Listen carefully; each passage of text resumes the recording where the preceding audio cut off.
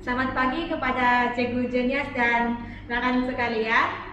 Hari ini saya akan membentangkan tajuk kajian saya, yaitu import makanan di Malaysia dari tahun 2004 hingga tahun 2014. Oke. Latar belakang kajian, akaun perdagangan terbahagi kepada dua, yaitu import dan ekspor. Pernyataan masalah dalam kajian saya ialah yang pertama, kekurangan sumber.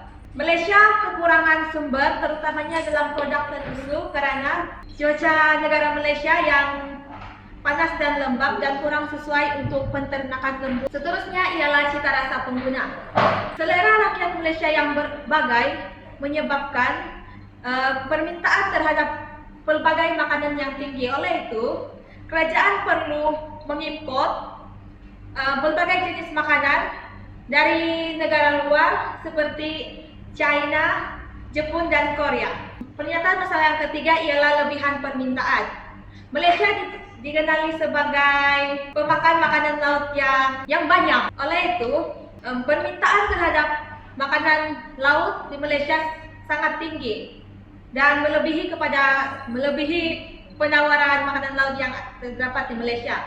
Oleh itu, kerajaan terpaksa mengimport makanan laut diproses daripada negara lain. Objektif kajian saya ialah yang pertama, mengenal pasti arah aliran import makanan di Malaysia dari tahun 2004 hingga tahun 2014, dan yang kedua ialah mengenal pasti jenis-jenis makanan diproses yang diimport di Malaysia dari tahun 2004 hingga 2014. Kaedah kajian yang digunakan untuk mengumpul data sekunda ialah yang pertama dengan menggunakan internet. Internet ialah satu sumber maklumat yang luas yang memberikan maklumat yang banyak tentang import. Dan yang kedua ialah laporan ekonomi.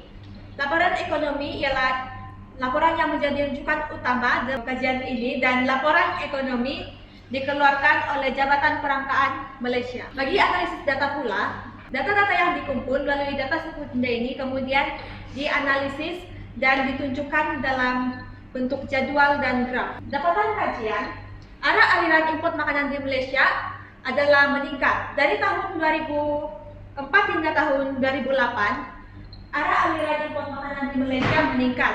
Kemudian pada tahun 2009, import makanan menurun dan meningkat semula dari tahun 2010 hingga tahun 2014. Arah aliran import makanan dapat dilihat dengan lebih jelas melalui graf garis berikut.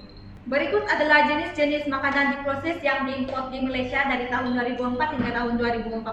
Melalui jadwal ini, kita dapat melihat bahwa makanan laut diproses adalah makanan yang paling banyak diimport oleh negara Malaysia dari tahun 2004 hingga tahun 2014. Melalui graf, kita dapat melihat bahwa dari tahun 2004 hingga tahun 2018, makanan diproses yang paling tinggi diimport oleh negara Malaysia ialah produk tensu. Dari tahun 2009 hingga tahun 2014, manakala yang paling rendah ialah gula. Seterusnya, dari tahun 2009 hingga tahun 2014, makanan diproses yang paling tinggi diimport oleh Malaysia beralih kepada produk makanan laut yang diproses, manakala yang paling rendah kekal kepada gula. Cadangan dalam kajian ini adalah yang pertama, menaikkan duty import. Kenaikan duty import secara relatifnya menyebabkan harga barang import menjadi tinggi. Oleh itu, negara Malaysia akan cenderung untuk mengurangkan import. Kesannya, import dapat dikurangkan.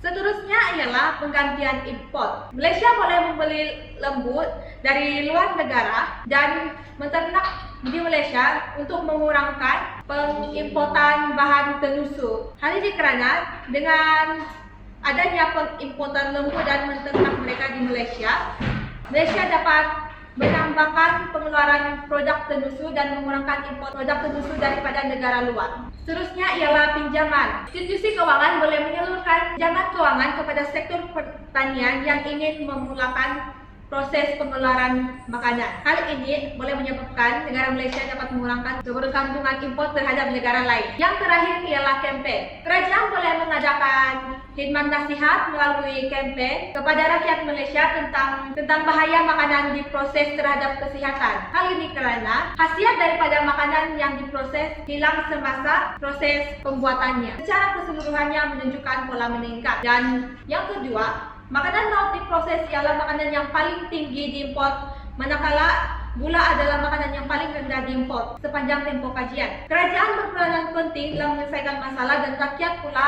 perlulah berganding bahu untuk menyokong usaha kerajaan menyelesaikan masalah tersebut. Sekian, terima kasih.